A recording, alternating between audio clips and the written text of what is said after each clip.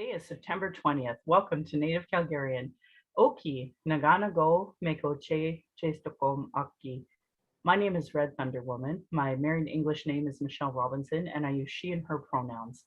Native Calgarian is being recorded on the lands of the Niitsitapi, which is the Blackfoot Confederacy. The Blackfoot south of the imposed U.S. Canadian border are the Blackfeet. North of the border are the Siksika, Gunai, and Bagani of the Confederacy. These lands are Treaty 7, signed September 22nd, 1877, with signatures that include the Blackfoot Confederacy, the Wesley, Chiniki, Bearspaw Nations of the Stoney, and the Dene from Tsuut'ina. I acknowledge all First Nation, Métis, Inuit, status, and non-status across Turtle Island as the keepers of these lands. All non-Indigenous are treaty partners with the government signing on your behalf. If anyone's confused about that, please don't hesitate to reach out to me, and I can do a land acknowledgement teaching for folks who need more explanation on that. I honor the Blackfoot and as the elders, members have been kind to me on my Red Road journey. Elder Red Crane taught me how to pronounce my spirit name. I was born in Calgary, or in Blackfoot, Mokinstis is Michelle Elliott, an English name which has afforded me privilege in an English colonial world. My mother is Northern Slavey Dene or Satu Dene, but my Indian Act imposed status card by the Canadian government says Yellowknives Dene. My father is so Canadian, I am a daughter of the Mayflower and a daughter of the American Revolution, while having an Indian Act imposed status card. My Dene lineage roots me in the land of the Hare people, also called the Great Bear Lake people in Treaty 11. I'm a native to Turtle Island, and my Dene nation is a visitor to this area of Clincho Tine Indahe in Satu Dene, meaning Many Horse Town, named after the Calgary Stampede. Land acknowledgements are critical for creating a safer space for Indigenous, as well as honoring the host as the guest and acknowledging your role as a treaty partner. My humblest apologies to the Blackfoot elders and language keepers as I try to learn proper pronunciation. Any mistakes or misinterpretations will be on me. I encourage questions so that misunderstandings can be cleared up as soon as possible. I do not speak on behalf of all Indigenous, but I share what I know as I walk down my red road. My Patreon account is Native Calgarian, where you can pledge and support. Thank you to my previous donors for showing your support. If you value listening or watching and can afford to give, thank you. To those who cannot afford to give, I'd love to hear from you at nativeyyc@gmail.com, where you can send in your comments or your questions. Also, giving a review helps on whatever medium you're listening from. I have a YouTube channel that you can go and subscribe, or you can go to nativecalgarian.com for the latest podcast. And if you are on social media, it's usually the pinned post. So with that, I am going to welcome my guest, who's running for school trustee for Ward 10. Would you like to introduce yourself? Sure. Thanks, Michelle, for giving me this opportunity to come into your podcast. My name is Humaira Falak. I'm a community development professional working in Ward 5 and 10. I'm a single parent. I have two beautiful girls. They go to public school in Ward 10. I am currently doing my master's in interdisciplinary studies with focus on community development, which I am expecting to finish like early next year. Also, like I have diploma in human services and my from Columbia College here in Calgary, and master's in English literature from back home. I am actually I'm working in this a nonprofit agency where we work to empower racialized communities and build their capacity. Also, I am the co-chair for Ethnocultural Diverse Working Group for Calgary Domestic Violence. I have been speaking on various issues that impact racialized communities for years on different platforms, be it like media, colleges, conferences, etc. And currently also I'm actually leading research on domestic violence and mental health issues for ethnocultural communities.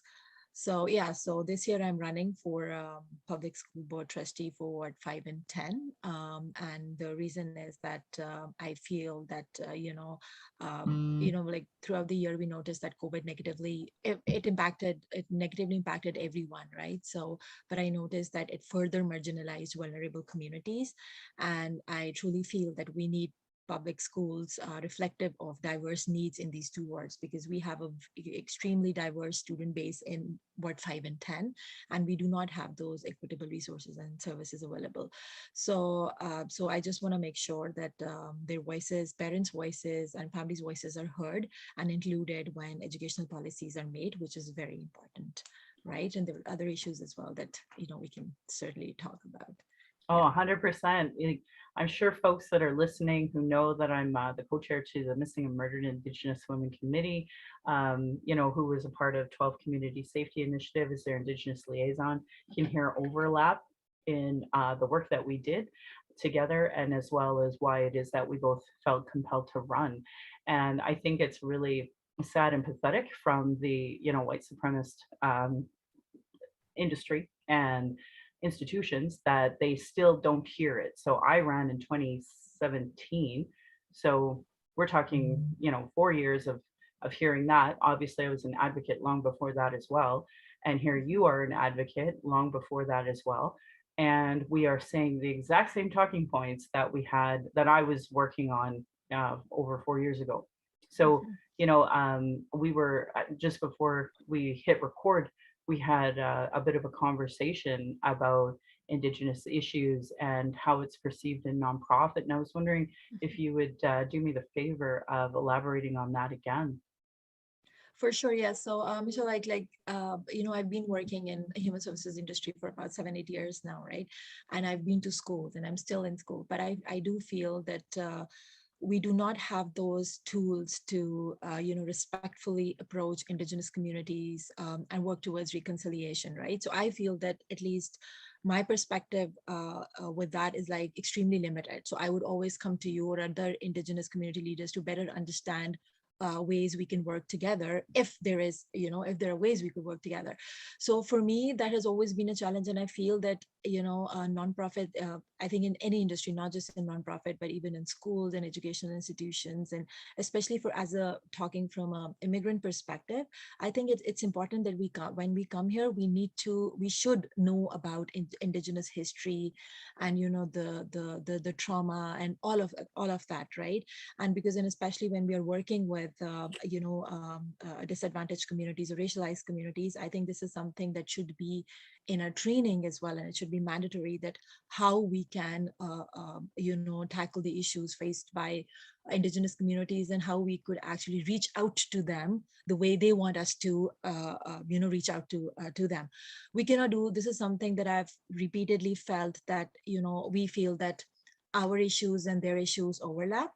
I kind of I kind of disagree here, because I know that we have our own issues as well, but Canada is like natives lands, right? It is an indigenous land. So when you look at it from that perspective, then definitely the trauma that indigenous communities went through, or they're still struggling with, we cannot even come close to that. So we should not even try to tackle it on our own without even consulting indigenous communities and leaders. And I'm sure like there are ways, but the thing is that we need to, as like immigrants also, we need to take that initiative on our own as well, that we actively reach out to indigenous communities and not just accept the way things are, and try to advocate on their behalf when their voice is not even included. Because I do not personally still understand, or I struggle to understand how the best ways we could bring their voice to the table, and they should be the one doing that, and we could totally work with them, right? So for me, yeah, that has totally been a struggle, and I feel that this is where we are failing, because I could totally speak for myself that I have struggled with this thing until now, and I Mhm. really want to improve on my knowledge and build on that, right? And I really want to, and that's one of the reasons that I keep coming back to you, or I keep on going to other indigenous communities, because it's important, and even like I think it's time that we do more than just lip service. Like even if in our meetings, I know that Yes. every time we do we start our meetings with land acknowledgement, but I really want more than this. We really want to understand why do we do that, right? As Yep. newcomers, as human service workers, community development practitioners, we do that at every meeting, but I doubt that we would actually understand the significance of why we do that. So also all these things, I think they are very important, and they need to be, we need to be actively working towards reconciliation by, I think, reaching out to indigenous communities, asking them how to do it, because they are the ones who know best that Mhm. how we can be allies in this journey. Well, I'm going to tell you and all of the folks that are listening, we have next month is our election Yeah. for municipalities. So that means this is where you vote for your school trustee as well as your city councilor and mayor. And one of the things I'm really going to push a lot of the school trustees on is that there's a caveat in their board. They can actually appoint an Indigenous school trustee, and none of the other ones did, obviously, because the point is genocide, stealing of the land, and exclusion of Indigenous. But we seem to have a turning point now. And, Mhm. there are some incredibly qualified Indigenous educators that should be school trustees. And For I sure. I am going to implore this new board, no matter who is on there, that they appoint an Indigenous school trustee, because there are some fabulous people that have been Mhm. doing this work, doing the advocating from inside for over, decades, and haven't been at the table. And I couldn't agree more. Zero decisions should be made without Indigenous inclusion. Mhm. I really took exception to a school trustee conversation I had seen, where I'd seen the chair who represents Ward 10 have the audacity to claim she created this two-person committee to talk about the Langevin issue, when she was Mhm. already on record excluding Yeah. the very people that were trying to do this work. She didn't include Indigenous voices. She didn't include the school trustees that were for the Langevin name change. She Yeah. made her own people that she was comfortable having a conversation with, because she doesn't want to address her own embedded white supremacy. And I think that's the major problem we have across the entire governance system in general. We don't have Indigenous people at the table. And when they are Yeah. there, they are marginalized by the white supremacist model that overnumbers them. So, and we all Yeah. partake in this white supremacy, myself included, by, trying to engage with white supremacists that are elected by the white supremacist voting base. So for me, having someone like yourself who is so very aware of these gaps between the Indigenous community and the non-Indigenous community at the table, who has experienced racism, who has experienced sexism, marginalization, as a single mother. This is who I want at the table talking, and having somebody, including voices like Indigenous voices that should have been at the table, and in fact should have an equal voice, not a marginalized voice, which is what we see. So the I first thing you can do is encourage your board to appoint a school trustee that's Indigenous. definitely, and I totally agree with you. I think Angela name change should have happened a long time ago, right? And it took them forever to do this. And also, we all know that it happened only due to the external pressure, right? So, and the motion was voted down twice before it actually happened. And it also came up that it was delayed because there had to be policy put in place before it could have happened. And sometimes we need to do things fast, keeping in view the sensitivity of issues. We Yeah. cannot take forever. And in community, while working with communities, I've noticed that sometimes you have to do things, the way, we should be doing, because of the sensitivity of the issue around it. And also, like, I don't know, I read it, and I really want to hear your thoughts on that as well. Like the policy that's put in place for the name change, I am kind of a bit not too happy with that, because I do feel that it's a very Eurocentric way of doing things, very And that's what quantitative. happens when you have white supremacists making the decision and the policy, with the exclusion of the voices that have some sort of anti-racism training under their belt and some sort of Indigenous education.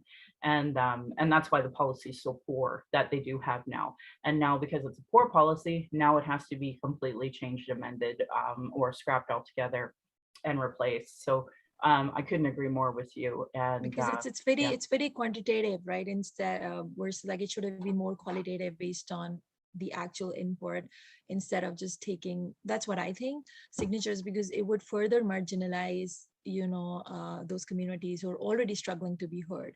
And that's exactly what I face with ethnocultural communities as well, that if we make things too complicated for them, there is no way that they would want to come and talk about issues that impact them. And that means that a huge chunk of population would continue to fall through cracks. And we need to, as public officials, or as community workers, we need to be coming up with ways that could facilitate those conversations, not make it difficult for them, Yeah, right? agreed. So Yeah, yeah, I truly feel that Calgary Board of Education really did not do a very good job with the name change. And yeah. yeah, yeah, I know, and it's really problematic. And I really am offended that particularly the chair has the audacity to go around pretending like they did something when they had so many barriers. The good news is that a lot of folks seen their Yeah. inaction and their racism against folks like myself who were advocating and for their Indigenous students, and then even the students that were working with Indigenous people that were advocating for it. It was Mhm. for everyone to see. I made it very plainly clear for everybody to see as well in my circles so that people could see. It's one thing for a politician to have talking points, but it's another to have any sort of support by the community that they are impacting directly. So I appreciate you kind of giving a rundown of how you felt about that policy, because I think it's Mhm. important that people critically think about them. Yeah. Today is the federal election day, Yeah. and we are seeing people who are, putting out talking points that are so painful. Yeah.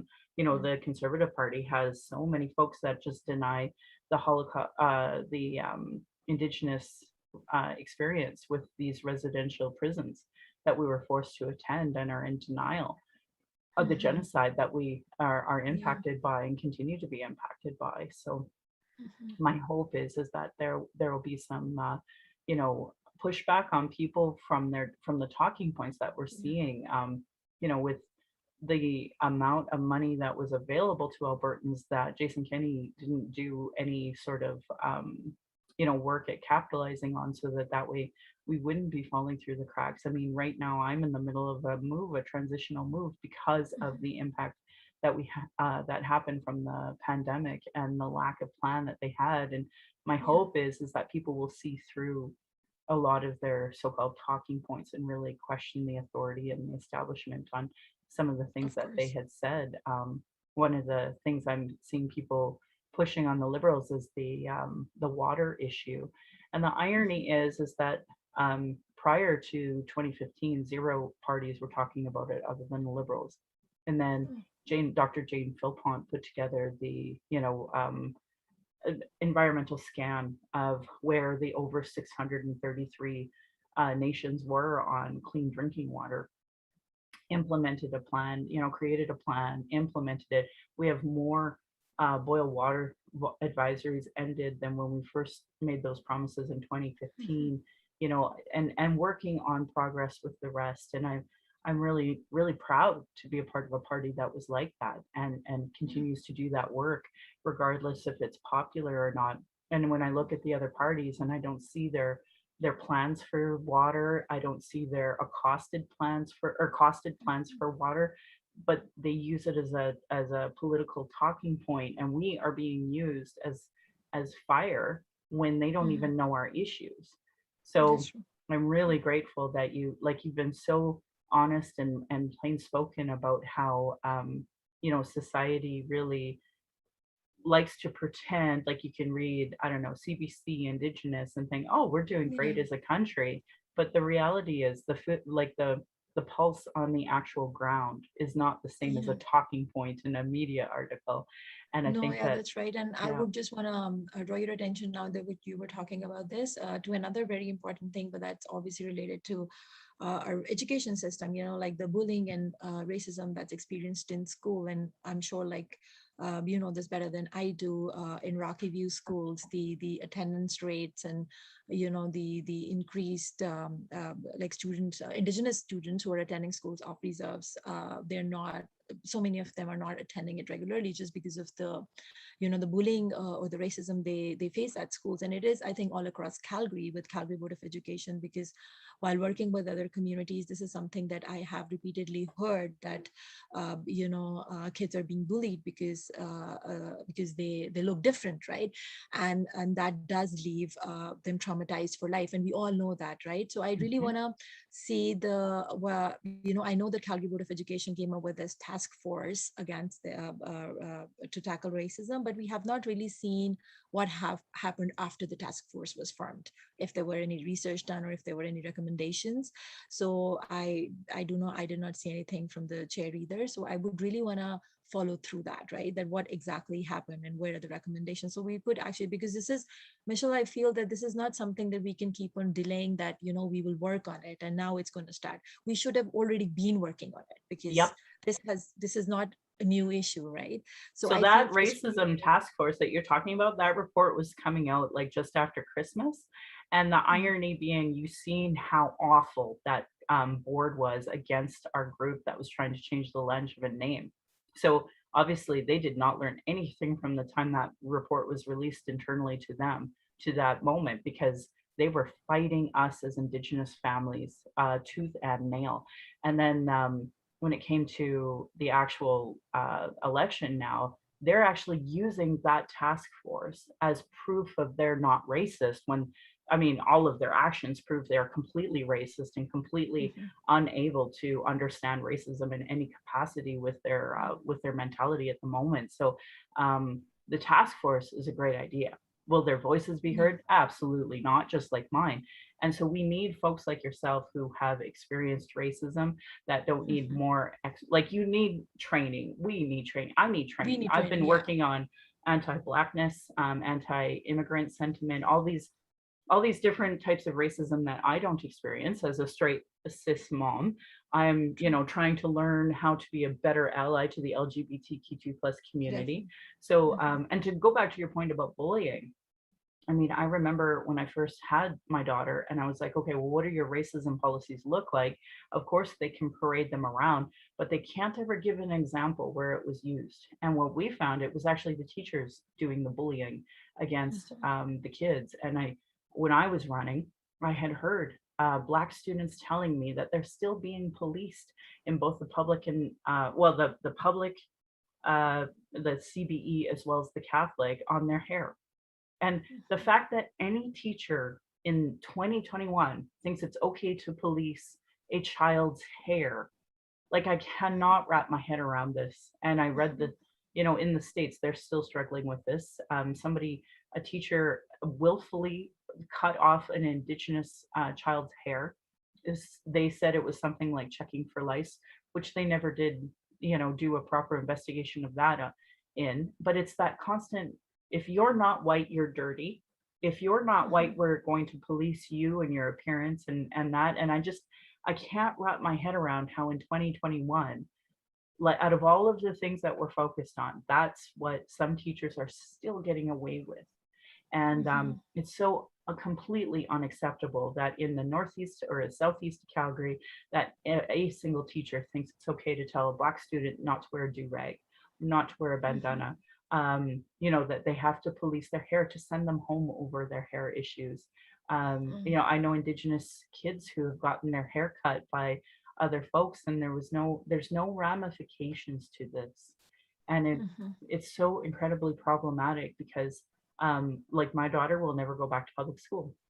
of course. CBE in one Yeah. year ruined her in one year. Mhm, And we do a lot of conversations about addiction, and it's painfully obvious some of the trauma that people get in schools are why they have addictions later on in life. So literally, we talk about mental health issues. Like I'm hearing conservatives using mental health as a political weapon now to why students need to be in school.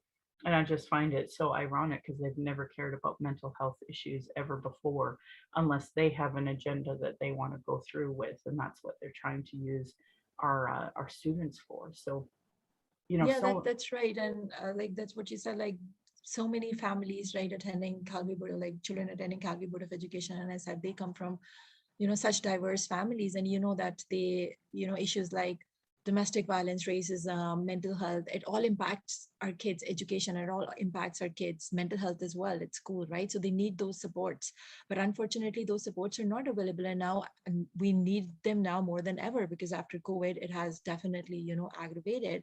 But budget cuts there to public education would not help it, right? And it would just make the situation worse. So I do feel that, the board, it has to have that lens of intersectionality while making, even the government, while making such policies, because, like, that there is this very famous quote that's one of my favorite, that there is no single issue because we do not live single issue lives. And we need to be, aware of that while coming up with policies, that whatever policies we are coming up with, they should view things holistically and with that different lens. And one size fit approach does not work with everyone. And we should, as public officials, or, as the government officials, we should know that better than anyone else. So trying to impose the same things over and over again, I think it's a great injustice. And our kids, definitely, you're right, we need that mental health support more than ever.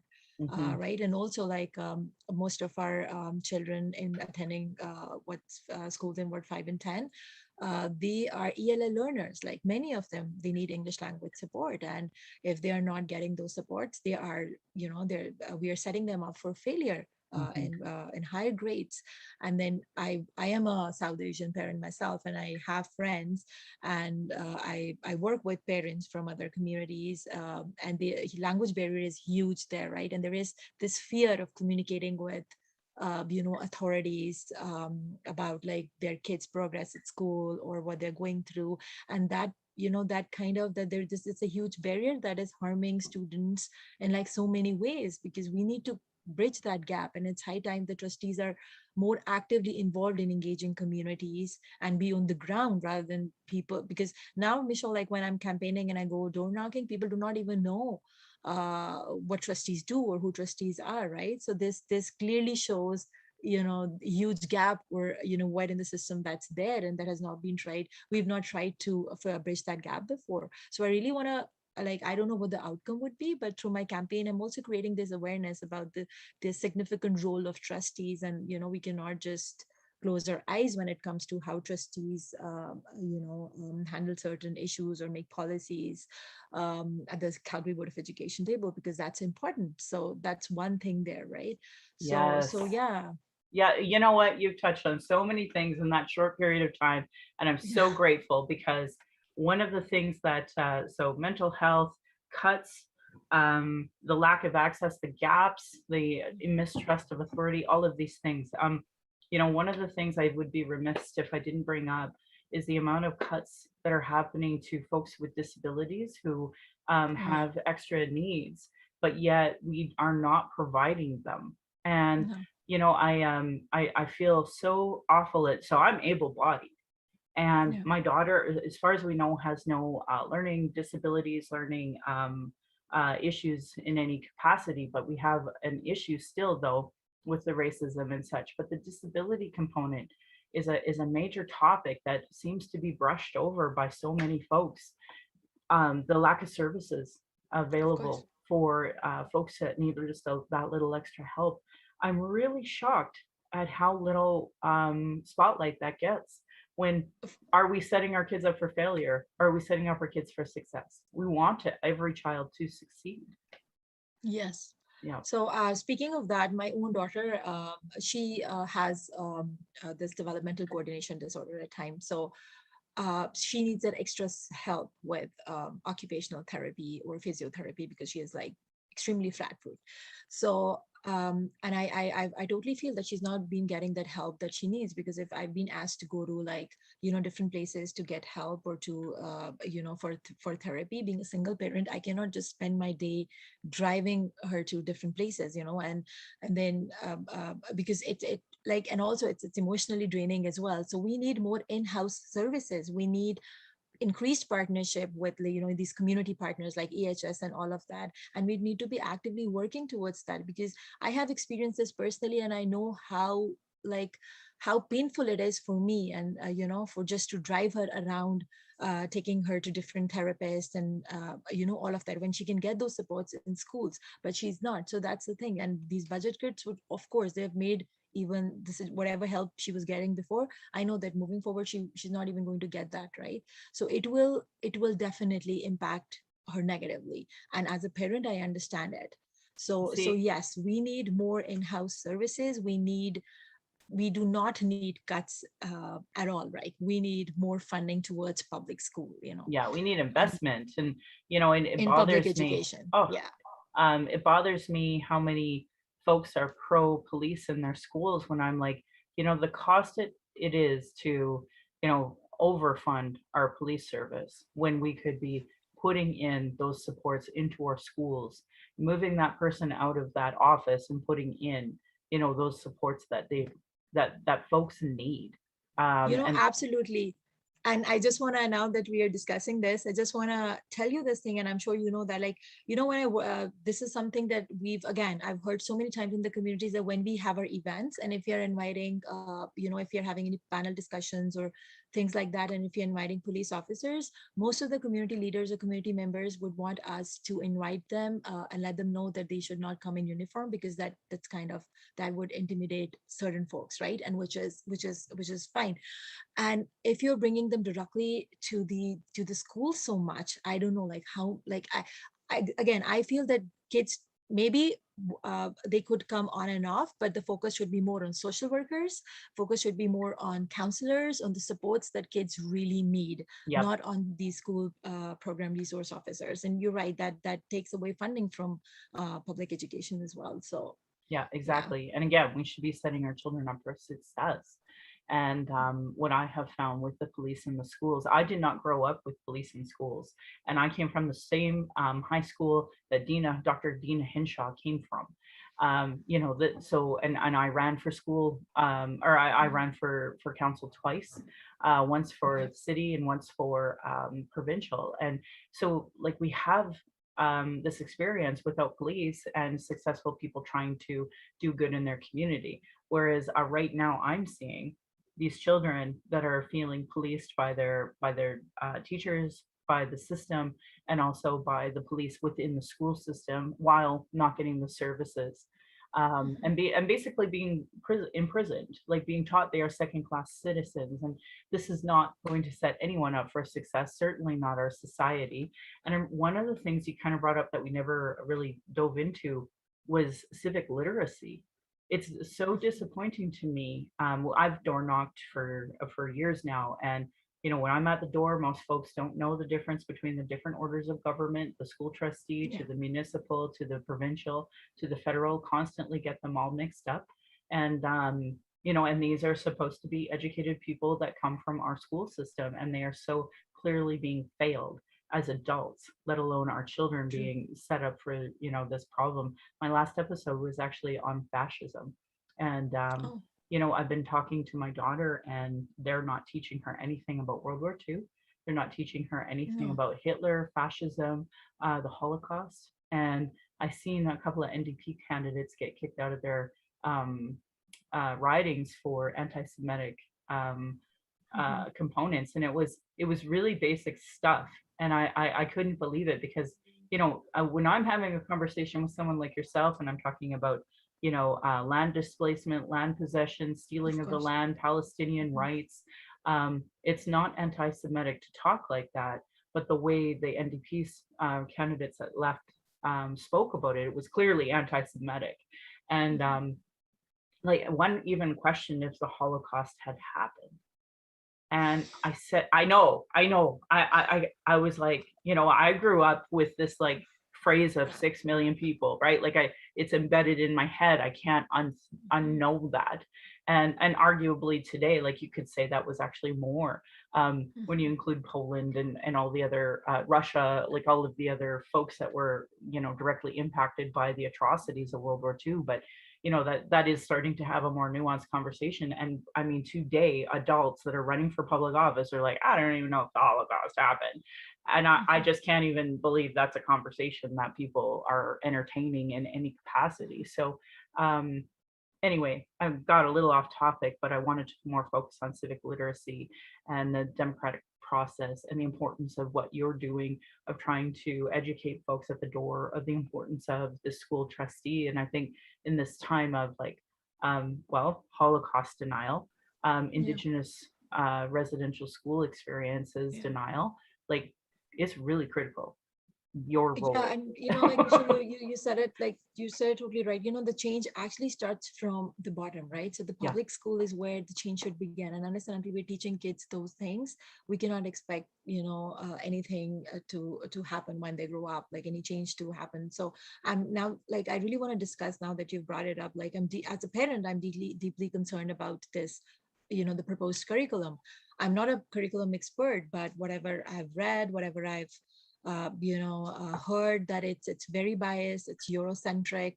It does not include like First Nations, like complete history of First Nation, Métis yeah, or Inuit, which is, I think, necessary for reconciliation. I think it's not until grade 4 that they're taught about that, and I've also heard like it does not foster the spirit of diversity and inclusion, and of course, and it does not teach students anything about tolerance, respect for all religions, and diversity. yeah, Also, to my surprise, I was the gender diversity is not hardly mentioned anywhere. So like topics like LGBT communities need to be, I feel that they need to be addressed respectfully through age appropriate learning tools, and should be an essential component of the curriculum, because it's necessary to build empathy and understanding, to prevent homophobia or instances of bullying, and yeah, and issues like social justice, so all of that. So yeah. that's not there, and as a parent, I'm concerned about that as well, that it's not part of the curriculum, and it's extremely concerning. And this is just the we're talking just about the social studies part, and the but then there are other stuff that's even like the it's based on like rote memorization, and Yeah, it does not prepare students for critical thinking and understanding the no, concept. So all of yeah. this, so I think we need to really advocate strongly against it. I know it has been rejected by Calgary Board of Education, but we want to make sure that we do not pilot this, Well, and we should get, absolutely. yeah, Absolutely. I'm so grateful you brought up all of that as well as the gender diversity because, healthy sexuality is such yeah, a taboo conversation in our public education system, which is exactly the problem, which leads to the transphobia, homophobia, all of the, bullying that's associated with gender. Well, even sexism. I mean, the fact that, yeah, teachers still think it's okay to tell women what they can and cannot wear, yeah, or boys for that matter. Like, I mean, I think of this little, is it Little Nas X? I apologize for getting that wrong to my younger folks that are listening. It's just that idea that here we have a black queer who is so proud of who he is and will wear makeup, wear dresses, and I know we're not in a time right now that if a little boy went to school in a dress and makeup, that they would be treated well.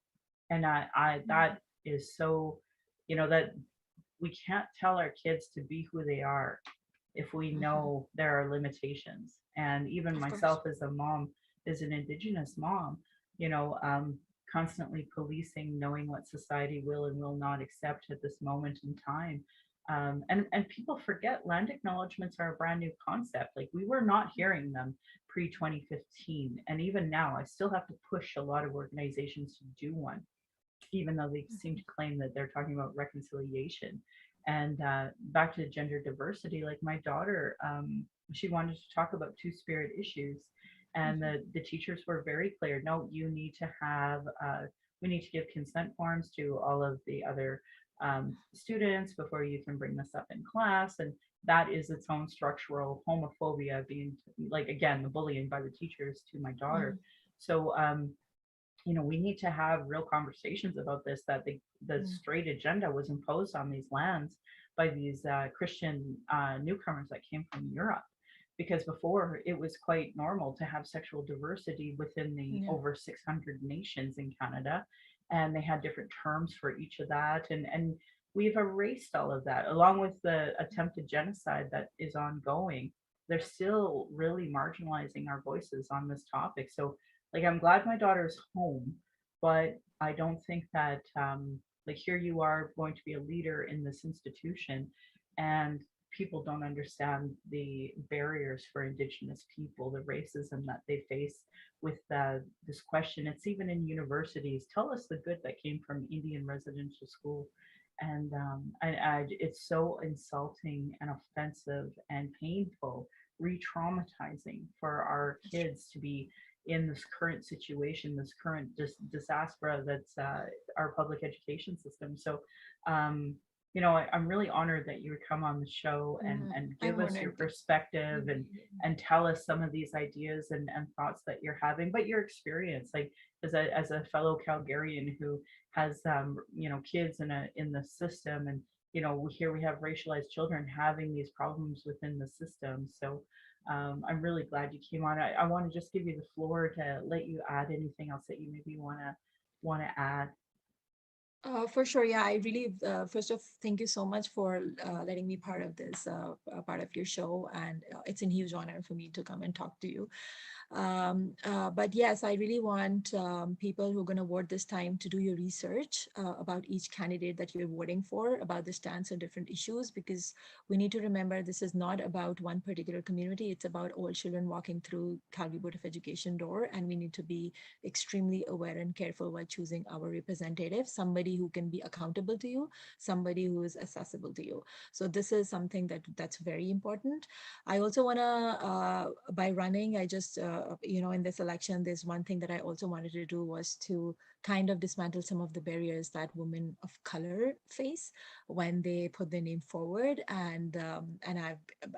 Like I do not come from a political family here, or I do not Yeah. have any family except my kids. So, and I do not have a lot of money either, right? So, and I just wanted to do this because I wanted to make sure that the message goes out to every girl and every woman who wants to run, that they can do it. I know, and honestly, Michelle, it's not been an easy experience. Like I am facing a Nope. lot of things, a lot of barriers, a lot of indirect bullying, Yep. from other candidates, and it's not easy, honestly. Sometimes it makes me super depressed as well as to why I would want to do that. But the thing is that if you do not do that now, it's like you did it twice. If you do not do this now, I don't want my daughters to even think that they can't do it, right? So Agreed. we need to take this step to break some of those barriers that hold us back. And Yes. I think I really want you to please encourage women in your lives to come forward and put their name forward for these public offices. Yeah. Yeah, so I hope folks hearing this are thinking about people in their circles and who's racialized, or who's transgender, or who has experience in this field that is totally underrepresented. Because one of the reasons why I wanted to have you on was that bigger picture, that I believe representation matters first and foremost. Yes. Not just trying to get elected, but once being in that position, because the, our voices are not being heard as racialized women, and our experiences are not being put out there. I mean, I see Métis men all the time speaking on behalf of the Indigenous community, and it's like even their language is misogynistic and exclusionary from, in two-spirit or women being a part of that conversation. Like it's only reflective of their perspective, not ours. So for me, I really want to see you not just run. I'm really proud of you running, but that bigger picture of I'm hoping that people will hear you and go, this is the person we want to park our vote with, because it's incredibly important to have this perspective at the table, and not just another, person Yeah. who has benefited from white supremacy and is blind to how they benefit from it at the table, again, speaking on these issues and knowing, folks like myself support folks like you. Like Call to Action 57 is all public servants having anti-racism and Indigenous education. This is something you understand. You've articulated Yeah. it so well. I have never heard some of those other school trustees talking like in these ways at all. And that's why I just don't support them, because I need people at the table in Ward 5 and Ward 10, very racialized children, to have racialized teachers, to have racialized support Yeah. staff, everybody, because we are like, I met some of her teachers that have this real white supremacist complex of saviorism. They were Mhm. coming from the west side of Calgary to come save these children from being in gangs, because they have their racial bias with the assumption we're all gang members. So it Mhm. was really eye opening, glad my daughter is not in that world, because if this is what they're willing to say to me, to my face, knowing who I was, knowing the things I talk about, they were willing to say that to my face. What are they saying to the children when they're not being supervised? So anyway, I'm really grateful to have you on, and you're welcome back anytime. Thank you. After this experience, I'm hoping that people are going to park their vote behind you, and you're going to win. So I would love to have you back after the election to talk about the entire process and experience to you when you're ready. Obviously, and because when you win, it's like, man, it's like overwhelming work you got to do. So if you can park out another hour for me, I'd love to hear about your experience afterwards and go from there. And I can't thank you enough for being on my show. No, thank you so much, Michelle. And you know what, regardless of the outcome, I think we are here to stay and we will continue to fight for a change. 100%. And so, yeah, so we will continue to advocate for what we advocate for Yes. against all odds. So yeah, thank you so much, Awesome. Michelle, for once again for giving me this opportunity. I'm like so truly humbled and honored. Oh, in So a second. So most people have heard my show will hear the repeat of my what I say at the end, but for folks like yourself who maybe they would never listen to my show apart from you being on it, I have this resources that I give now, and I just really encourage you, if you hear something that you want to talk about as I talk about these things, don't hesitate to chime in. And I'll just finish off here by saying I'm really proud that this podcast has given solutions and included cultural safety training or cultural first aid in almost every one of them to create a safer space for people of color, those with disabilities, Indigenous, and LGBTQ2+ to speak. So if you don't know what I'm talking about, the first 100 episodes I had those cultural action tools, and heretohelp.bc.ca, what is Indigenous cultural safety and why I should care about it. Like if you Google cultural safety training, cultural first aid, you will find these resources, and have that as part of your reconciliation and settler understandings. I'm just lucky enough to repeat them and highlight them here. Internalized racism or lateral violence is another form of violence Indigenous and marginalized folks experience by the structure of racism. Racialequitytools.org, what is internalized racism by Donna Bevins, has a good piece on that. But if you just Google internalized racism, you will find resources, and racialequitytools.org is just a great place to start. Do's and don'ts for bystander intervention for American Friends Service Committee. They have really, the idea is if you're on the C train and you see a young Indigenous youth being bullied because of the color of their skin, their cultural identity, their hijab that they're wearing, this is kind of a how do I intervene in a safe way. If you see or experience racism, report it to acttoendracism.ca or text at 1-857-507-3838. Act to End Racism is actually a coalition of the Asian community putting together some resources, because during the pandemic, anti-Asian racism really came to the forefront as part of this conversation. It was always there, but a lot of the blame by Trump and this idea of the China virus, that was literally just racist tropes that need to be absolutely dismissed. Indigenous have been talking about our issues, sharing our traumas and reports, commissions, public hearings, just so it can be regularly disregarded no more. Honor our words, honor the treaties, listen to politicians and candidates and their platforms and policies. If they don't recognize the marginalized with their budget with Gender Equity Plus, if they are cutting violence prevention programs and services, Indigenous education, uterus health choices, gay straight alliances, lack of human rights for migrants, immigrants, folks with disabilities, know that your vote to that party or that person is directly negatively impacting marginalized people. Demand that they implement the Truth and Reconciliation Commission calls to action, the recommendations of the Royal Commission on Aboriginal Peoples, the multiple reports on child welfare reform, violence prevention reports, and now the 231 calls to justice from the National Inquiry on Missing and Murdered Indigenous Women, Girls, and Two-Spirit. Denying these reports is a form of abuse called gaslighting. Our people are experiencing extreme racism in the educational, health, and justice institutions with multiple reports that say the same things. demand change from election platforms and politicians. If they don't understand colonialism, racism, privilege, and sexism, they literally have zero business running. This should be understood by all parties, local politicians, community organizations, sport clubs, etc. A really great article that you can Google is how non-Indigenous Canadians become allies. There's multiple ones out there now.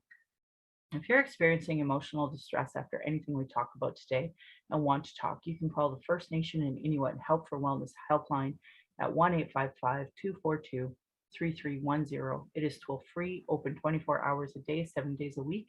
You can also go to their website at hopeforwellness.ca where they have a texting option.